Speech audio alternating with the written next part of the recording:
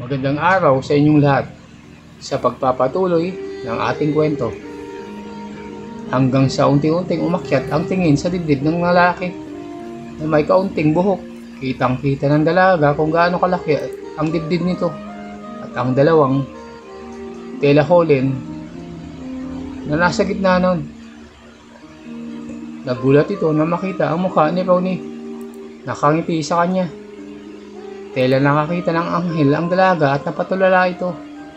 Nagliliwanag ang mukha ni Ronnie na siyang nagpainit ng sobra sa dalaga upang kusang gumapang ang kanyang kamay sa loob ng kanyang suot at kinapa nito ang dapat kapain. Nagulat siya sapagkat mahamog na ito. Sinalat-salat nito ang bagay na yon. Napapapikit sa sarap na dulot ng lalaki ngayon ay nakatayo sa harapan niya. Ilang saglit pa ay nagising ang diwa nito sa pagpapantasya ng may kumatok sa cubicle. Namulat sa katotohanan si Tanya sa kanyang tila panaginip at siya ay nagsimulang magkaroon ng pagnanasa kay Ronnie. Nawindang ito sa lakas ng katok. Napansin na lamang niyang nasa loob na ang kanyang kamay. Pambaba ang kanyang kamay habang nakaupo pa din ito sa inodoro. Nagulat ng hugutin niya sapagkat may likido itong kasama. Alam ng dalaga na kailangan na niyang umuwi upang sa kanilang bahay na lang magkalat. Ayaw niyang magkalat sa kalye. Ilang saglit ay tumayo na ito at tumabas ng cubicle. Paglabas niya ay kinakatok pala ang cubicle ay katabing cubicle kung nasaan siya. Narinig na lamang niya ang isang babae na nagsabing, "Kanina pa po yan dyan sa loob. Nag-aalala na kami. Baka kung ano na ang nangyari." Napatitig saglit si Tanya sa lugar na ito at nagtungo na sa hugasan ng kamay. Matapos mag-CR ay bumalik na ito sa kanilang pwesto. "Bayad na ba? Tara na." Pagtatanong ni Tanya. "Oo, bayaran mo na lang ako pag nagkita tayo." Tugon ni Ellis. Tumayo na ang dalawa at ibinigay nila ang bag ni Tanya. Nakakaramdam pa rin si Tanya ng pagsusuka. Ngunit di niya na ito pinapahalata. Nang makalabas na sila, nakita ni Tanya si Ronnie. Nakaupo ito at nakataas ang mga braso sa likod ng kanyang ulo. Unat na unat at kitang-kita din ang bumabakat na dibdib. Sa suot na t-shirt, napatitig lamang dito ang dalaga. "O paano? Kanya-kanya na tayo. Sino mauna?" Tanong ng isa nilang kasama. Nang makita sila ni Ronnie, "Ay, kayo pala mga ma'am. Pauwi na ba kayo? Gusto niyo tumawag ako ng taxi?" Paanyaya ni Ronnie nang mapansin nito ang mga dalaga. "Naku kuya, nakakaya naman. Kayo ayos lang ba sa iyo?" Tanong ni Ellis. "Oo naman ma'am. Ginawa ko naman na din to sa inyo noon." Ani ni Ronnie. "O sige, tatlo pero una na ako. Mas malayo kasi ang bahay ko." Sambit ni Ellis. "Okay ma'am, teka, tatawag ako." Sabay pagpara ni Ronnie sa mga taksing dumadaan. "Sabay na ako sa iyo, Ellis. Total, along the way naman ako." Sabi ng isa sa mga kasama ni Ellis. "O sige, susitan niya na lang ang huli. At saka baka special taxi pa ang itawag dyan ni Kuya Ronnie." Pagdibiro ni Ellis. "Ikaw talaga, kulit mo." Tugon ni Tanya. "Ay sus, kunwari ko pa. Baka nga doon ka pa matulog kila kuya eh." Pang-asar ng isang babae. "Go girl, mukhang yummy naman si Kuya Ronnie. Basta sabihin mo lang. Kwentuhan mo kami ha, bukas. Anong gagawin nyo?" Pabulong na sinabi ni Ellis. Sabay bugisnis. Hahaha, napatawa ang dalawang kasama ni Tanya. Kinikiliti nila sa tagiliran ang dalaga. "Oy, tama na. Niliti ako, huwag kayong magulo." Pagpapatigil ni Tanya. "At saka walang galon no, kayo talaga." Piko na sambit ng dalaga. Dumating na ang taxi. "Ma'am, ito na ang taxi nyo. Sakay na po kayo." Paanyaya ni Ronnie. "Salamat kuya." Pasasalamat ni Ellis sabay tapig sa braso ng lalaki. "Be gentle sa friend namin ha." Sabay kindat sa lalaki. Nagulat dito ang lalaki. Ngunit mukhang alam na niya ang ibig sabihin nun. Agad na sumakay ang dalawa sa loob at nagpaalam. Kayo ma'am, saan po kayo uwi? Tanong ng lalaki at napansin nito medyo namumutla ang dalaga. Okay lang po ba kayo? Umiling ang dalaga. Pinipilit nito na huwag masukad, ngunit di na nito napigilan ang sarili. Kaya tumakbo ito malapit sa puno sa madilim na parte at doon sumuka. Nagulat si Ronnie at nag-alala sa dalaga. Kaya sinundan niya ito. Okay lang po ba kayo? Tanong ng lalaki habang hinihimas-himas nito ang dalaga sa likod. Nag-okay sign na lang ang dalaga para matapos nito sa pagsuka. Sorry Kuya Ronnie, nakita mo pala akong masuka. Nakakahiya, sambit ng dalaga na nahiyang tumingin sa lalaki. Okay lang po yun ma'am, walang problema. Normal naman po yan, pero buti na lang akong nakakita. Baka kasi kung sa sasakyan o sa ibang daan kayo masuka at may loko-loko, baka pag-interesan pa kayo. Salamat kuya, ang bait mo. Wala yun ma'am, dalaga ka na at maganda. Matitipunan ka ng mga loko-loko dyan. Itatawag ko na po ba kayo ng taxi? Tanong ng lalaki. Sa totoo lang kuya, ayaw kong umuwi sa bahay ng ganito. Panigurado, papagalitan ako. Baka maghanap na lang ako ng matutuluyan malapit dito. At doon na lang ako matulog, sambit ng dalaga. Naku ma'am, delikado, lalo na sa inyo. Mag-isa lang kayo, pag-aalala ng lalaki. Okay lang, kaya ko naman sa sarili ko.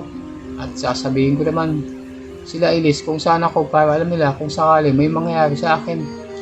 Pero unless patutuloy mo ako sa bahay mo. Tugon ng dalaga sabay kagat labi na animoy. May pang-aakit sa lalaki. Ano kasi, nakakahiya. At saka maliit lang yung tinutuluyan ko. Tapos mainit, baka hindi ka maging komportable. Sabay kamot sa ulo nito. Okay lang naman ako Kuya Ronnie, at saka matagal lang din naman tayo magkakilala. Wala naman problema sa akin, sambit ng dalaga. Sabay akbay sa braso nito. Idinantay nito ang mukha sa braso ng lalaki. Nakaramdam na naman ng kuryente ang lalaki sa tagpong yan. Unti-unting nag-a-attention ang bagay na yon sa kanyang harap. O sige, basta sinabihan na kita na di ganun kalaki ang tinutuluyan ko. Pagsambit ni Ronnie, ayos lang kuya, basta di mo naman ako pababayaan, di ba? Paniniguro ni Tanya. Sige, ayusin ko lang mga paninda. Ipapatingin ko muna. Tugon ni Ronnie sabay lapit sa isang lalaki at binulungan niya ito. Ilang minuto pa at umalis na ang dalawa. Dahil malapit lang ang tinutuluyan ni Ronnie, ay mabilis silang nakarating sa bahay nito. Nakatira si Ronnie malapit sa Remedios Circle. Maayos naman ang tinitira ng lalaki. Isang gusali ito na maayos naman tingnan, ngunit may pagkaluma na din. Marami ding tenant dito. Malinis at tahimik, ngunit madilim. Kung iisipin, ang struktura ay may makalumang bahay sa Manila noon. Pumasok na sila sa loob ng gusali. Nasa ikatlong palapag ang tinutuluyan ni Ronnie. Pumanhik na ang dalawa hanggang sa makarating ang pintuan. Kuya, mukhang nasusuka ako ulit. Babala ng dalaga. Oy, teka. Bubuksan ko ang pinto. Doon ka na sa CR ko sumuka. Nagmamadaling ginawa ng lalaki ang susi mula sa kanyang bulsa at binuksan ang pinto. Maganda ang tinutuluyang lugar ni Ronnie. May kaliitan ito, ngunit may sariling CR. Parang condo style, pero mahahalata mong luma na din. Medyo madilim sapagkat ilan lang ang ilaw na binuksan. Bukod dito, wala din masyadong gamit. Maliban sa pagkainan na may 4 na upuan, isang kama, isang sopa at maliit na kabinet kung saan nakalagay ang ilang kasangkapan.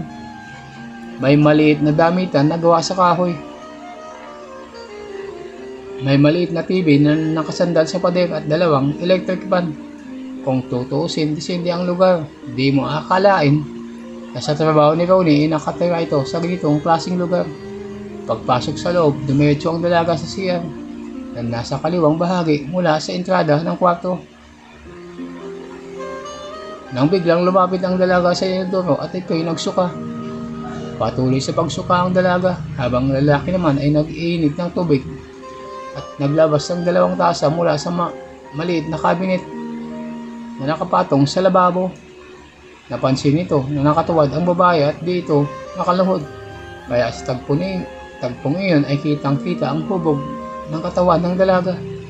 Bumabakat din dito ang suot na panloob ng dalaga na siyang nagpalikot sa isip ng lalaki. Ilang saglit pa, isinalang na ng lalaki ang takri sa lutuan. Mag-iinit ako para sa makapagkape ka at mainitan ang sikmura mo. Patuloy lamang ang dalaga sa pagsusuka. Ilang sandali pa ay natapos na din ito. Sorry Kuya Ronnie, dito pa ako nasuka. Nahihiyang sambit ng dalaga. Hahaha, ayos lang. At least dito ka. Di ka maasiwang sumuka. Tugon ng lalaki. Malapit na din itong umulo. Magkape ka muna. Matapos magsuka ng dalaga ay naupo na ito sa hapagkainan. Nagtimpla na si Ronnie ng kape para sa dalaga. Nandyan ang asukal at gatas. Ikaw nang bahala maglagay. Habang nagtitimpla ang dalaga ay tinitingnan siya ito ng lalaki. Nakakabugli ka, Tanya. Masama man mag-isip pero gusto kitang maano ngayong gabi. Ang malikot na naglalaro sa isip ng lalaki. Nagtungo sa sofa si Ronnie at binuksan ang TV. Sumandal ito at itinaas ang mga braso sa likod ng ulo. Nang makita itong dalaga, napansin niyang bumabakat ang dibdib nito at nakita niyang tumitigas ang nasa dulo ng kanyang dibdib. Bukod doon ay napansin din niya na ang mga braso ng lalaki. Ilang saglit at bahagyang bumukaka ang lalaki na kung saan mas lalong nagpadama ng init sa dalaga. Grabe Kuya Ronnie, hindi ko alam kung inaano mo ba ako, pero ang sarap mong tingnan sa posisyon na yan habang nakapatong ako sa binti mo. Ang naglalaro sa isip ng dalaga. Hindi nakatayis ang dalaga kahit nagtungo ito sa sopa at tumabay sa lalaki. Bit-bit nito ang tasa ng kape. Salamat Kuya, ang bait mo sa akin. Sambit ng dalaga. Sabay higop na kape. Nagulat ang lalaki nang tumabi sa kanyang dalaga. Magkadikit sila ngayon. Braso sa braso. Ramdam ni Ronnie ang makinis sa balat ng dalaga. Ay wala yun, at least safe ka naman dito. Paniniguro ng lalaki. Kaso Kuya, paano yung mga paninda mo? Usisa ng dalaga. Ayos lang, may tao akong pinakiusapan doon. Tugon na lalaki. Naubos na ng dalaga ang kanyang ininom na kape at itinabi niya sa gilid ng sopa ang tasa. Di na nakatayis ang dalaga. Dumantay ito sa dibdib ng lalaki at ipinatong ang braso sa mga binti nito. Nasapo ng dalaga ang bagay na yon sa pagitan ng mga hita nito. Ay, pagkabigla ng lalaki. Napausog ito ng bahagya. Okay lang naman Kuya Ronnie, di ba? Tanong ng dalaga. Ay, oo, sige lang. Tugon ng lalaki. Unti-unting gumampang ang palad ng dalaga sa dibdib ng lalaki. Ang tigas pala ng dibdib mo Kuya Ronnie. Ang sarap sandalan. Pwede bang tanggalin mo t-shirt mo? Tanong ng dalaga na may kaunting pagpikit ng mata. Mababa na sa eksenang ito na nilalandi ng dalaga ang lalaki at naghihintay itong bumigay sa dalaga. Hanggang dito na lang muna ang ating kwento. Kung nagustuhan nyo ang kwento sa araw na to, ay huwag kalimutan mag-subscribe, like at comment para updated kayo sa mga susunod pang mga videos. Hanggang sa muli, maraming salamat. Abangan ang susunod na kabanata.